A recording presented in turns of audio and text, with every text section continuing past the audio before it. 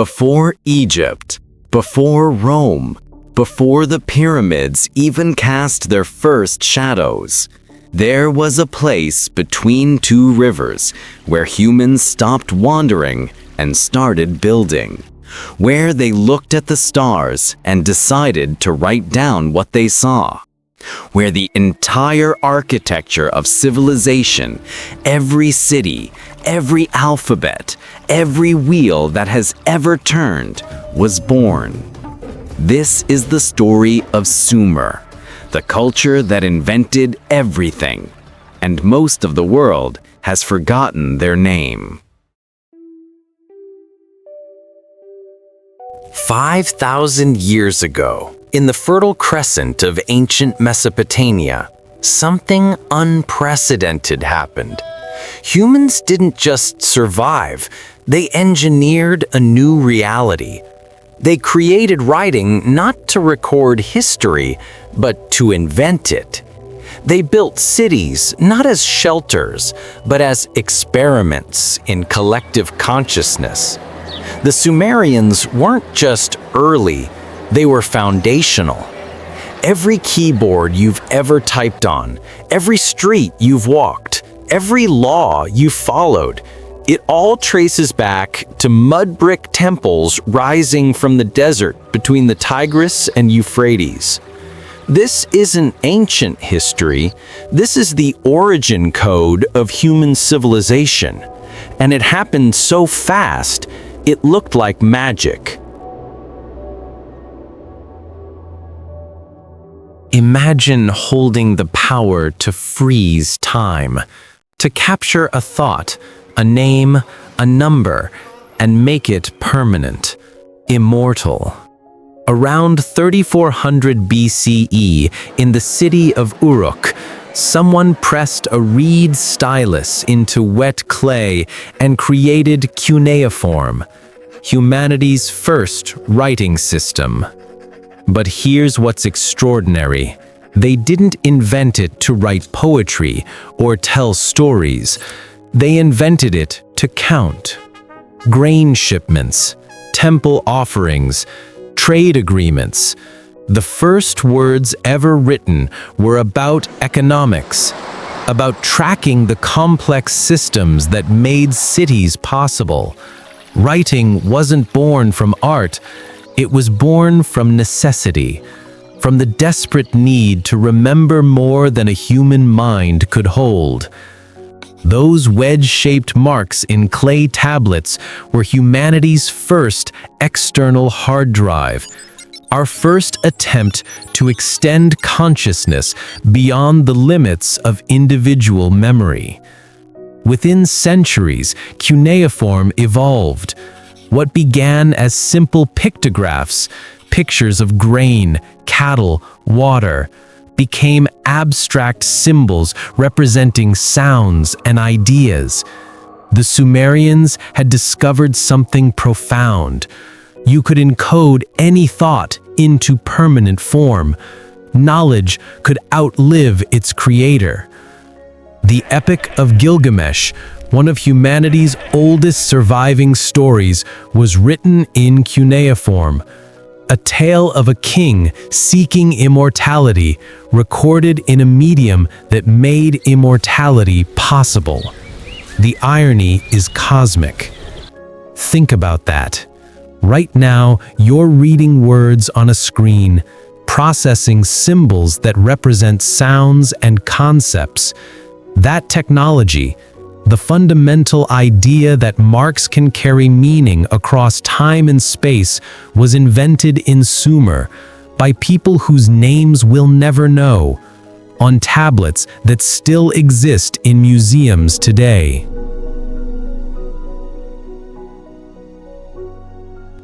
But writing was just the beginning. The Sumerians did something even more radical. They built the world's first true cities.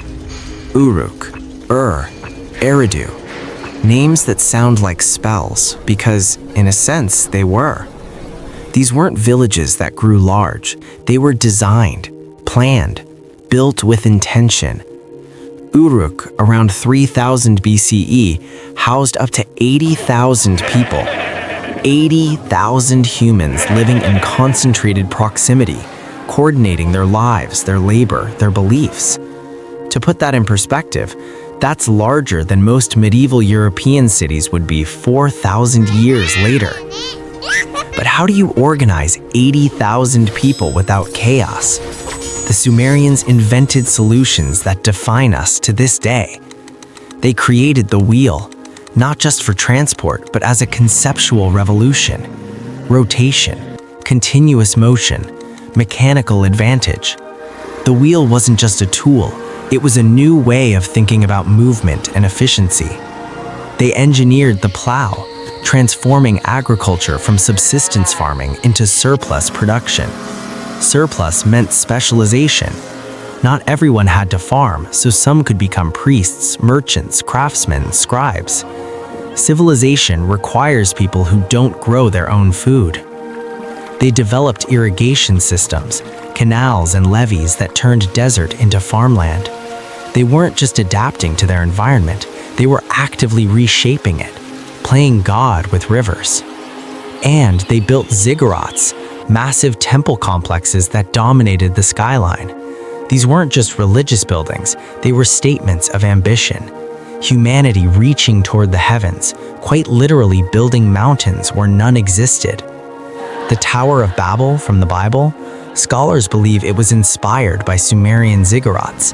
The idea of humans building so high that gods took notice, that wasn't mythology, that was architectural reality.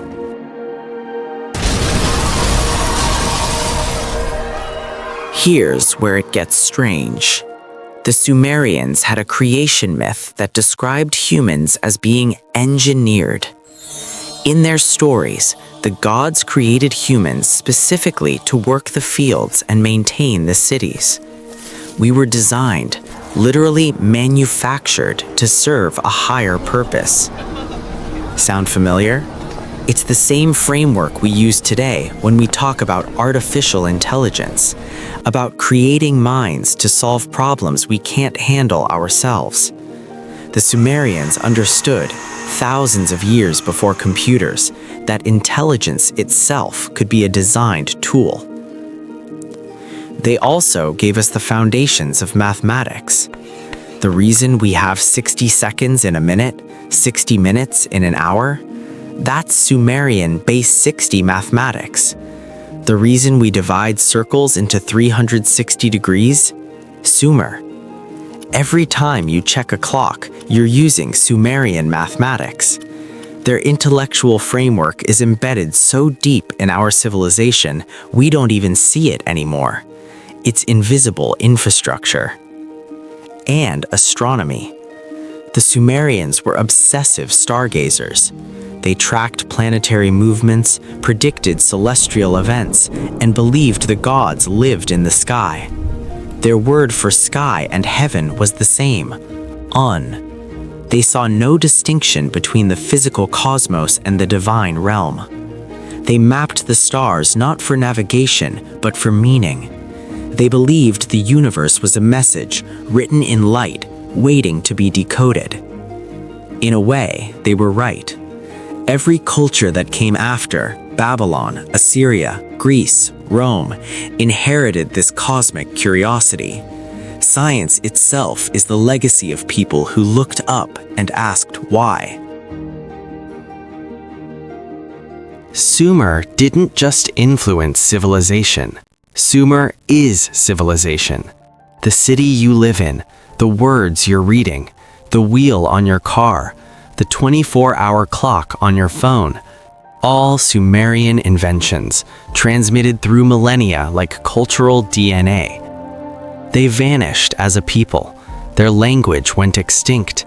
Their cities crumbled into desert mounds.